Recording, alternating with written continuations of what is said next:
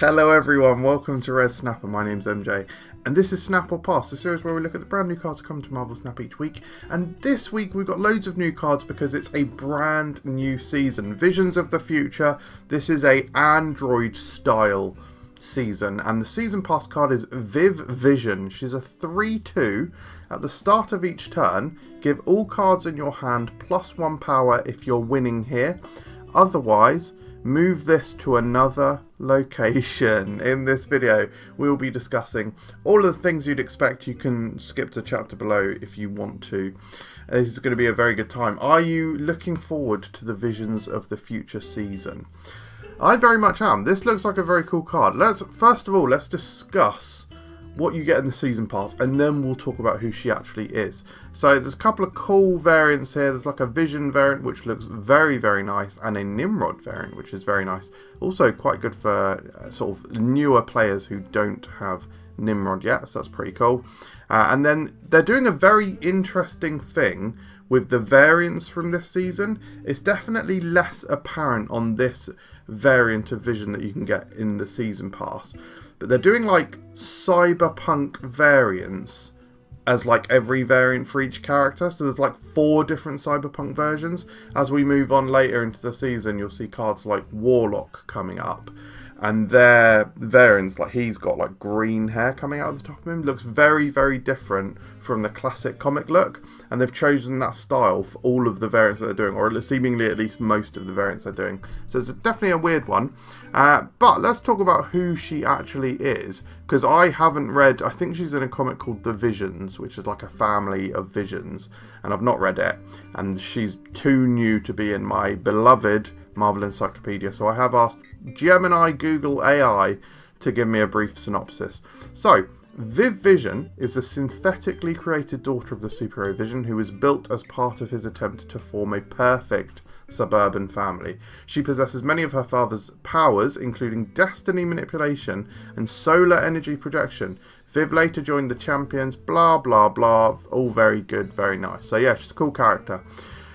Let's talk about her in the game though. You will see she's a 3/2, which is different from the original data mines. The most recent data mines have her marked as a 3/2, so just FYI. So, the mechanics of the card. I think the archetypes she's going to fit into include the auto move style of deck, which automatically moves cards. She can obviously move independently of you doing any actions, so that's really cool. I'm going to like her in that.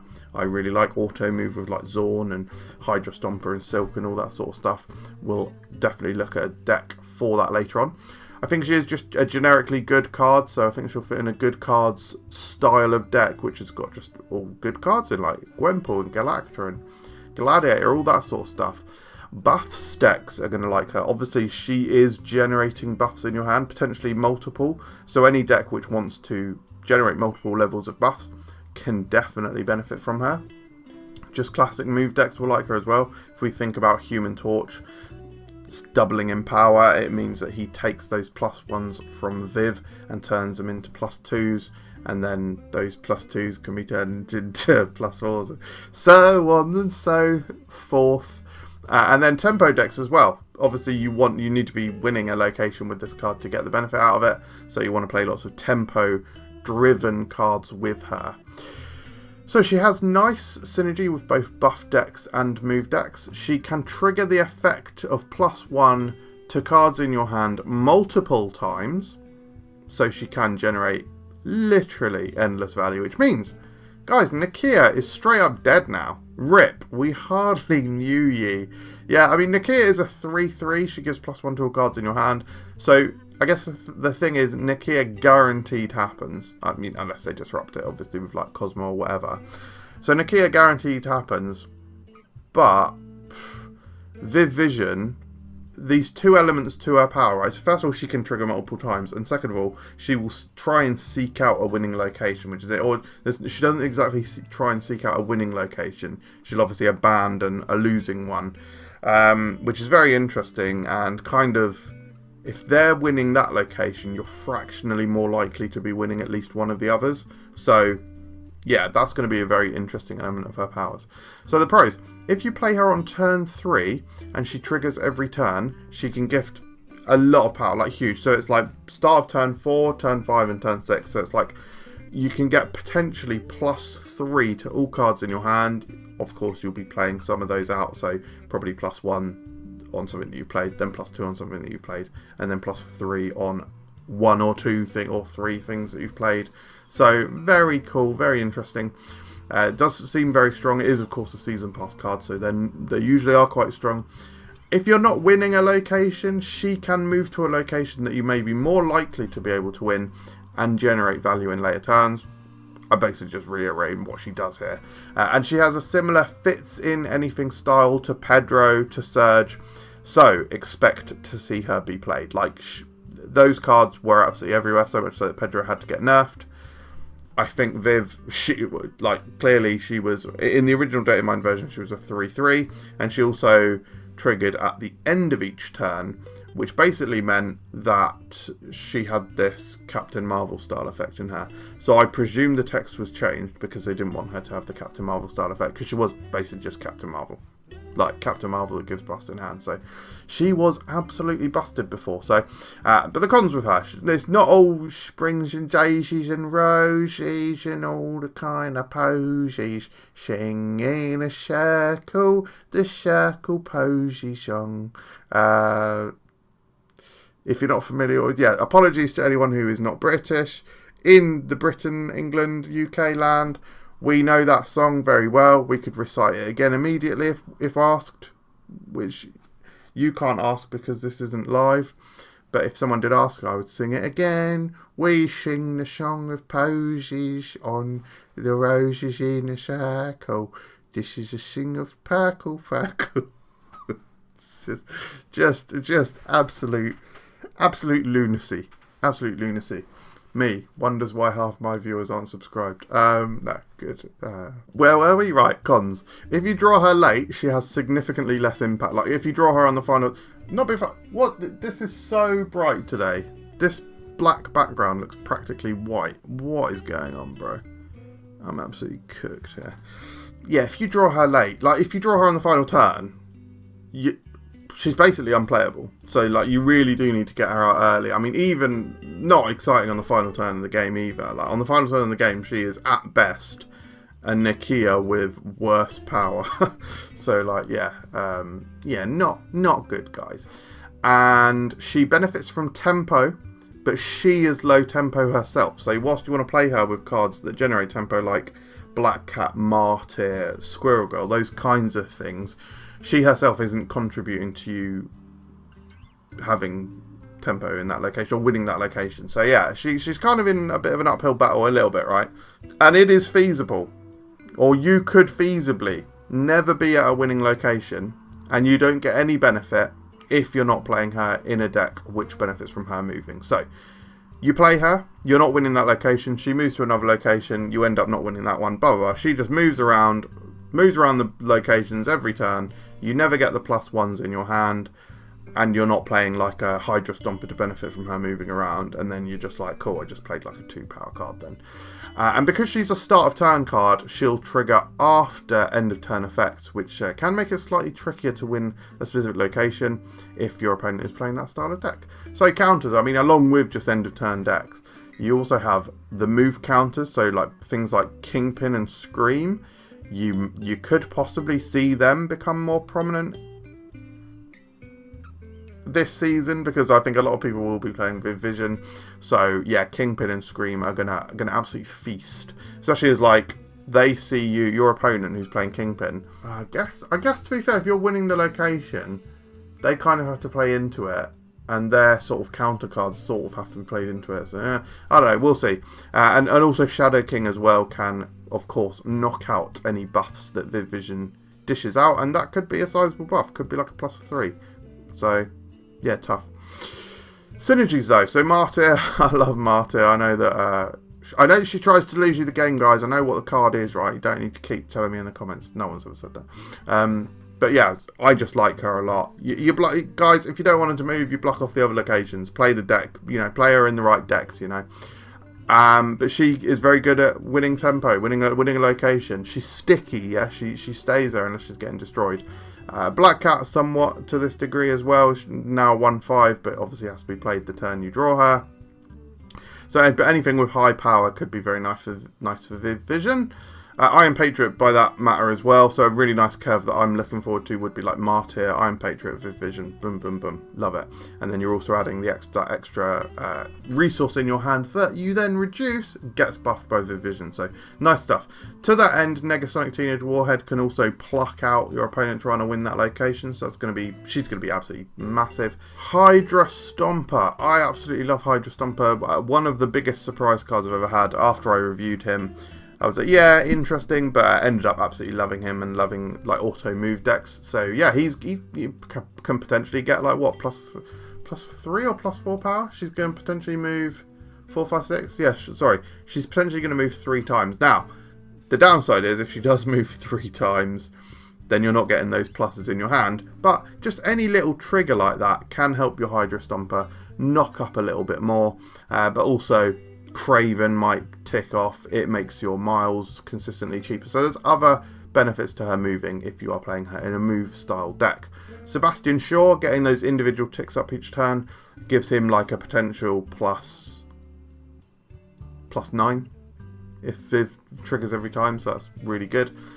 Oh, it's a 13 power card. Good. And then Infinity Ultron is particularly interesting because not only do you want him to get multiple buffs, because when you play him on turn 5, he has a couple of his stones either pull a drone that is the same power as him, so that's obviously getting double benefit from the buffs there, but also him doubling in power. So there's a couple of abilities that are particularly good with buffs.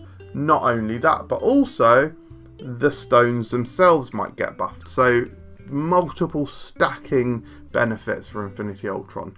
Let's look at the decks though. So first of all is probably the best sort of pun I've ever come up with for a deck name. This is Dream of Electric Cheap. Very, very strong pun from me. Fantastic, thank you. This is of course a budget deck. This is a budget buff and surfer style deck. So apart from the Viv here, we've also got America Chavez as our sole 1-cost card and fresh and hot off her buff, so that's really cool.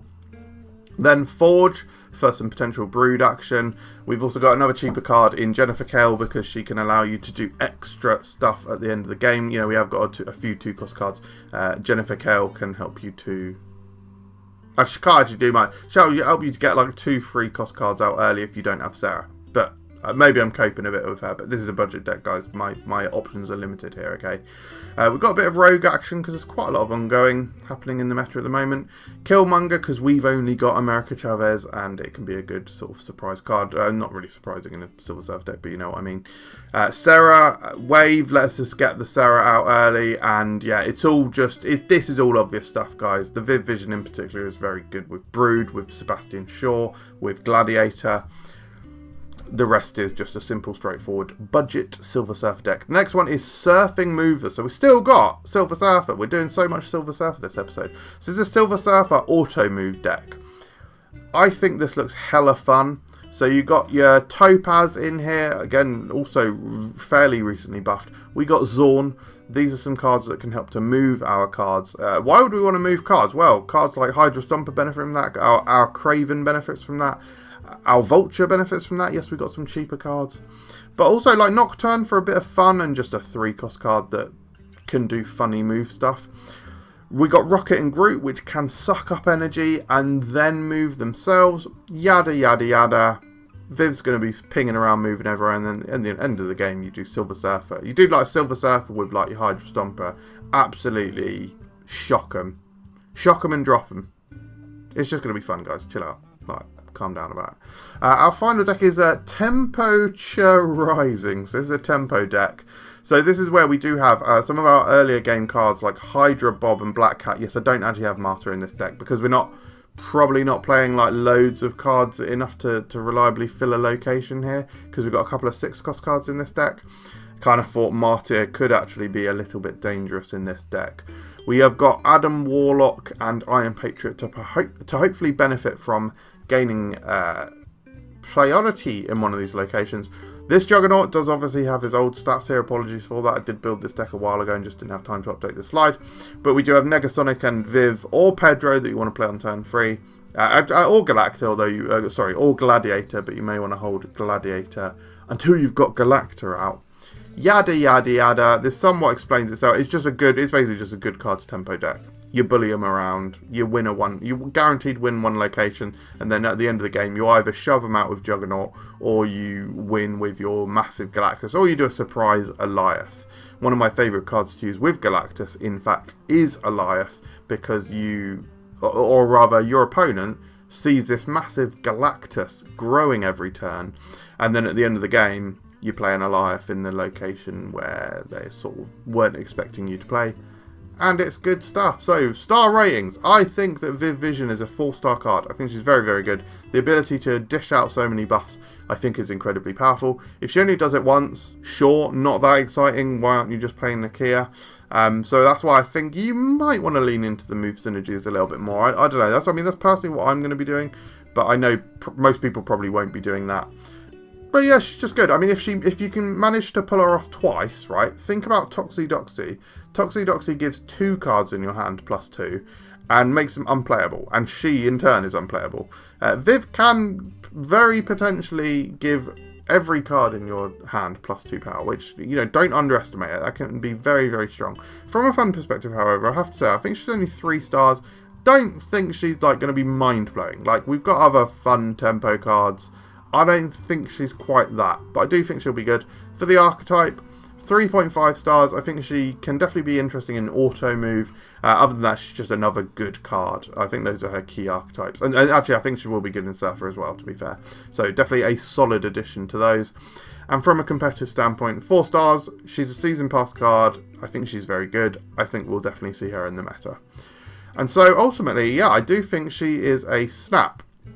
She is a good card. The season pass is, generally speaking, good value. But, yeah, go for it. We do have a previous card review on this video.